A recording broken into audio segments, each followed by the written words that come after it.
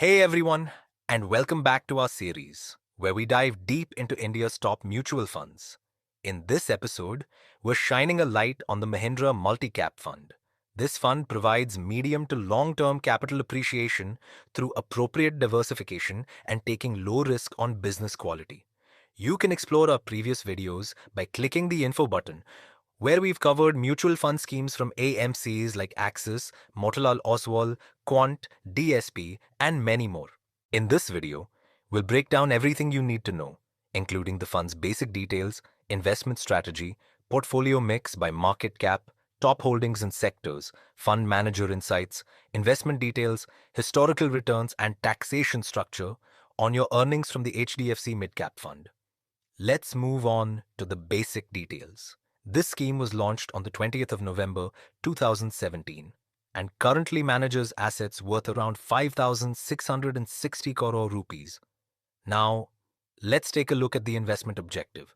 The investment objective of the scheme is to provide medium to long-term capital appreciation through appropriate diversification and taking low risk on business quality. The diversified portfolio would predominantly consist of equity and equity-related securities, including derivatives. Let's move on to the portfolio mix by market cap. The Mahindra Multicap Fund invests predominantly in large cap stocks, which make up about 38.9% of its portfolio. Mid cap stocks account for 27.3%, small cap stocks make up 31.1%. 2.7% goes into cash and other equivalents. Now, let's take a look at the top 10 holdings of the fund. The top holdings include Glenmark Pharma, Larsen & Toubro, Divi's Lab, Polycab India, Adani Enterp, BSE, Ultratech Cement, Newland Labs, Aditya Birla Capital, and Nippon Life India. These holdings contribute to a well-diversified and growth-oriented portfolio. Now, let's take a look at the fund manager. The Mahindra Multicap Fund is managed by Mr. Vishal Jaju, who has around 17 years of work experience in the financial sector, including experience in managing funds and undertaking equity research activities. He's been managing this fund since November 3rd, 2025. Let's move on to the investment details.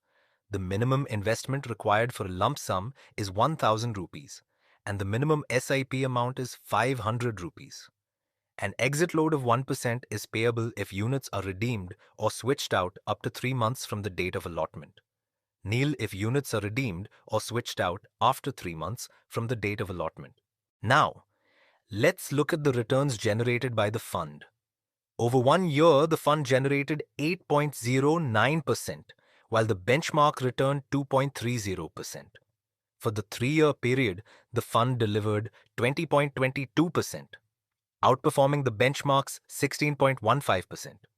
And over 5 years, it achieved a strong return of 17.68% versus 14.49% by the benchmark. This consistent outperformance highlights the fund's quality-driven and disciplined investment approach.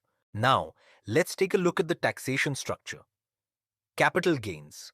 Taxation. If the fund units are sold after 1 year from the date of investment, gains up to 1.25 lakh rupees in a financial year are exempt from tax. Gains above that are taxed at 12.5%. If sold within 1 year, the entire gain is taxed at 20%. Dividend taxation.